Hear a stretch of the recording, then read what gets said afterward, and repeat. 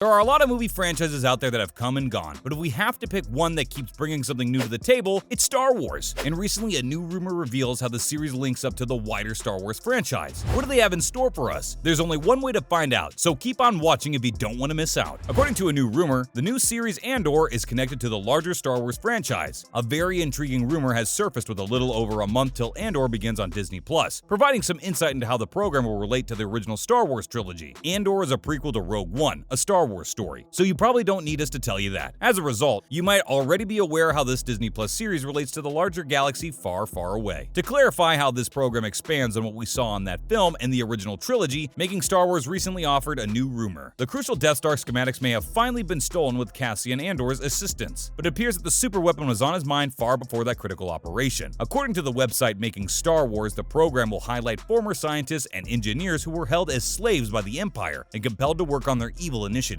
such as, for instance, the construction of the Death Star. What's even more unexpected is that the first Star Wars program on Disney Plus to omit using the volume video wall is Andor, but we'll get more into that later. In case you missed watching Rogue One, here's what you need to know about the plotline of Andor and how it's interconnected with the Star Wars film. We're allegedly going to be transported to one of these horrifying, horrific production lines where Cassian will pose as a prisoner. He is there to gather intelligence, but he will discover that this factory is a component of a covert initiative the Empire is engaged in. Yes, it's Project Stardust, and according to the website, this group is devoted to creating the kyber crystals that will ultimately be utilized to launch that planet-destroying blast. There is supposedly a reference to Project Stardust, although it's unclear to what extent that affected what we saw in Rogue One. Regardless of whether Cassian is aware of it or not, it appears his quest to overthrow the Empire leads him to the Death Star years before he ever encounters Jyn Erso, the woman the project is named for. Cassian Andor's quest to understand the change he can make will be the main subject of Andor's exploration of a fresh viewpoint from the Star Wars universe. The television show tells a story of the escalating rebellion against the Empire and how individuals and worlds got involved. In this period of danger, deceit, and intrigue, Cassian will start down the path that will eventually make him a rebel hero. Along with Genevieve O'Reilly, Stellan Skarsgård, Adria Arjona, Dennis Go, and Kyle Soller, Diego Luna reprises his role as Cassian Andor. Now, let's hop back into Andor's choice of not using the volume video wall. Why did the production choose to do so? Keep on watching to find out more. The landscapes in the upcoming Rogue One prequel series Andor, which follows Diego Luna's rebel Cassian Andor during the 5 years leading up to the film's release, are primarily practical. That required erecting enormous sets at Pinewood, traveling abroad to conduct on-location filming, and completely abandoning the video wall. The series creator and Rogue One alumnus Tony Gilroy grins and acknowledges that they're old school, an Empire's major new Andor story, which will appear soon in the House of the Dragon issue. It's a decision that appears poised to give even more gritty and earthiness to a series all about capturing that texture, set at a time when the Star Wars galaxy is a very dark and perilous place to be. "We didn't use stagecraft at all," he further quipped. For Andor's ensemble, the impression was the complete opposite of menacing and dark. Lead actor Diego Luna revealed, "As an actor, it's beautiful. Everything is mechanical. You're interacting with the real stuff." Fiona Shaw, who portrays Marva in the series, is delighted in the realism as well. The actress reveals that her character's home is constructed from recycled spacecraft components and recalls how she used to go outside and simply gaze at it, even using the word breathtaking in her description. Shooting with broad vistas occasionally required massive long journeys, as Luna remembers having to do in Palauchry, Scotland, where they had to climb a mountain for hours to put up one image. He also said it was extremely difficult and risky to get there. Despite the setback, the actor found joy during filming as he witnessed nature in its full glory. As we all know, technology has always been advanced in the Star Wars universe, but the volume has completely changed the game. It was first used on the set of The Mandalorian and enables Lucasfilm to generate backgrounds digitally as filming is happening. That eliminates the need for performers to use green screens. And the video wall even moves along with the camera. That makes it more than just a plain backdrop. And the Book of Boba Fett and Obi-Wan Kenobi also uses it to give these characters in a galaxy far, far away incredibly lifelike circumstances. And it was also utilized by Taika Waititi for Thor: Love and Thunder. The volume, also known as stagecraft, has so far been in every Star Wars TV show on Disney+, but with Andor, that situation appears to be changing. Knowing Andor will be bringing it back to old school when it comes to the special effects, we're pretty excited to see how this will turn out. Moving on with the topic, another thing we're pretty excited about is that a major cameo is confirmed in Andor. While it has been revealed that the launch of the program has been postponed by several weeks, Lucasfilm has released a new batch of candid images from Andor. A new trailer for Andor greets us on August 1st, and quite simply, it makes the series look nothing short of essential viewing. It was undoubtedly a significant improvement over that modest Star Wars Celebration teaser, but the press statement also included a very depressing adjustment to the debut date for the Rogue One spin-off. Originally, the first 2 episodes of the 12-part series were scheduled to air on August 31st. Instead, a 3-part launch will now take place on September 21st. A highly telling series of stills that emphasizes several crucial scenes from the new video, including the unexpected comeback of Forrest Whitaker as Saw Gerrera. Accompany this depressing update. It appears as though he is losing his marbles even 5 years before the events of Rogue One. We also see Death Troopers, Cassian in an Imperial costume, and a few intriguing new places. For those of you asking if Lucasfilm already released a trailer for Andor, they did, and in case you missed it, here's what you need to know about the series trailer. The opening scene of the Andor trailer features a river flowing between two mountain ranges. This is followed by a few establishing shots showing characters gazing up into the sky as something disturbs their normal routine. An Imperial Star Destroyer and an escort of TIE fighters may be seen approaching the planet's atmosphere in a commanding over-the-shoulder shot. Then the title character Cassian Andor gives us a voiceover. They are all so far and satisfied that they can't imagine that someone like me would ever get inside their house. He says, adding that the greatest method to steal from the Empire is to just walk in as you belong. It's unclear to whom he's addressing, as we have seen numerous times throughout the Star Wars timeline when our heroes have taken advantage of their foes' complacency by disguising themselves and stepping straight into the front door. This seems to track well with the hubris of the Imperial war machine. Although some may consider it to be overused, this cliche can nonetheless result in dramatic and fascinating storytelling. The character played by Stellan Skarsgård then gets another look after that. He appears to be recruiting Cassian to the fledgling rebel group as they are discussing. We hear him declare, "I need all the heroes I can get." But discussions with actor Diego Luna imply that our main character is not a hero in this series. The Andalorian zealot Saw Gerrera and his gang of radical rebels are making a triumphant return. Much of the delight of fans of Rogue One, Clone Wars, and Star Wars Rebels, Forrest Whitaker reprises his role as Saw Gerrera. For those who don't know, Saw grew up during the separatist occupation of his planet and was helped in putting up a budding party of revolutionaries intent on rescuing their world from the droid army by none other than Obi-Wan Kenobi, Anakin Skywalker, and Ahsoka Tano. Following the death of his sister, Saw's rage grew, and so did the brutality of his actions. He joined the Rebel Alliance early and participated in the struggle against the Empire, but he soon fell out with the Council and was shunned because of his virulence and radical tendencies. And with that, we're wrapping up today's video about Andor. Are you excited about the new series? Let us know what you're most excited about in the comment section below. Don't forget to leave a like and subscribe to our channel with the notification bell on before you go. And we'll see you again next time. Thanks for watching.